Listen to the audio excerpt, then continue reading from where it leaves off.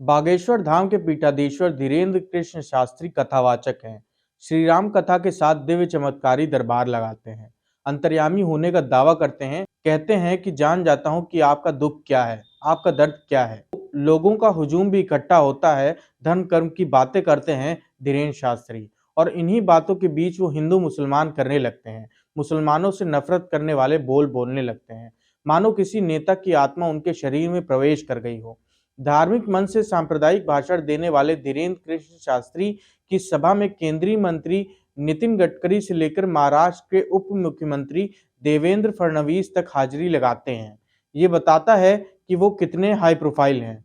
High profile कथावाचक की भाषा ऐसी है कि आप भी हैरान रह जाएंगे, सोचने को मजबूर हो जाएंगे कि ऐसी भाषा बोलने वाला व्यक्ति कथावाचक हो सकता है क्या। मैं अभयराज आपका हुनरबाज पत्रकार में स्वागत करता हूँ। बुंदेलखंड के छतरपुर का बागेश्वर धाम इन दिनों देश और दुनिया में बहुत चर्चित हो गया है, सुर्खियों में है।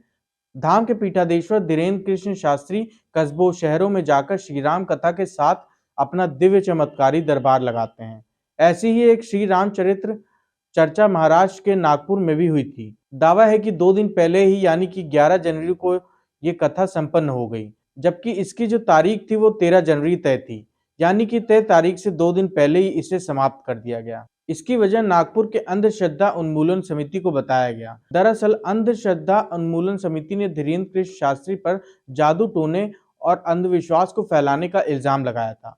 समिति के अध्यक्ष श्याम मानव ने कहा था कि दिव्य दरबार और प्रेत दरबार की आड़ में जादू टोनों को बढ़ावा दिया जा रहा है। साथ ही देव धर्म के नाम पर आम लोगों को लूटने, धोखाधड़ी करने और शोषण का भी सिलसिला जारी है। समिति ने पुलिस से महाराज पर कार्रवाई करने की मांग भी की थी। अंधश्रद्धा उन्मूलन समिति का कहना था कि हमने धीरेन्द्र शास्त्री को चैलेंज दिया था कि आप हम लोगों के बीच आकर अपना दिव्य चमत्कारी दरबार लगाएं और सच्चाई बताएं। अगर आप सच्चाई बता देते हैं तो आपको 30 लाख रुपए इनाम राशि दी जाएगी। मगर बगैर दिव्य चमत्कारी दरबार लगाए नागपुर से धीरेन्द्र शास्त्री वहां से फरार हो जाते हैं। अब समिति ने इसे मुद्दा बनाया है और बागेश्वर धाम के पीठाधीश्वर धीरेन्द्र शास्त्री का विरोध करना शुरू कर दिया है। वहीं इस बारे में धीरेन्द्र शास्त्री ने भी अपना बयान जारी किया। उन्होंने कहा, अंधश्रद्धा उन्मूलन समिति ने हमसे कहा था कि दिव्य दरबार उनको देखना है। हम लोग 7 दिन वहां थे, लेकिन तब ये लोग वहां नहीं आए। जब हम चले गए तो ये हंगामा हो रहा है। इस दौरान उन्होंने एक कहावत भी सुनाई। उन्होंने कहा कि हाथी चले बाजार, कुत्ता भौंके हजार। अब आप भाषा समझिए और कहावत को समझें, और ये समझिए कि ये कहने वाला एक कथावाचक है। धीरेन्द्र शास्त्री ने इसे धर्म के एंगल से भी समझाने की कोशिश की। उन्होंने कहा कि ऐसा करने वाले धर्म विरोधी हैं। हम 7 दिन तक तो नागपुर में थे, 2 दिन पहले आ गए तो हंगामा क्यों किया जा रहा है।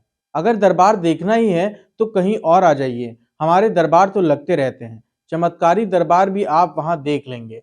हमको कोई प्रमाण पत्र देने की आवश्यकता नहीं है और न ही हम किसी प्रमाण पत्र को देने के चक्कर में हैं।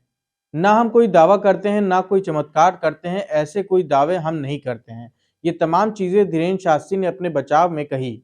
लेकिन एक धार्मिक व्यक्ति की भाषा कैसी होनी चाहिए? अमर्यादित भाषा का इस्तेमाल करने वाला एक कथावाचक हो सकता है क्या? क्या उसको ये शोभा देती है भाषा? भाषा के स्तर का गिर जाना क्या संदेश देता है? कथावाचक धीरेन्द्र शास्त्री हैं, लेकिन उनकी भाषा जिस तरह की है उसको लेकर सवाल तो खड़े हो रहे हैं। अब एक समिति अगर उनके दावे पर सवाल करती है तो उनको उसका समाधान निकालना चाहिए था, जवाब देना चाहिए था। लेकिन इससे हटकर धीरेन्द्र शास्त्री भाषा के स्तर को गिरा रहे हैं, और जिस तरह की भाषा का वो इस्तेमाल कर रहे हैं वो कहीं ना कहीं शंका भी पैदा करता है और आशंका भी पैदा करता है। धन्यवाद।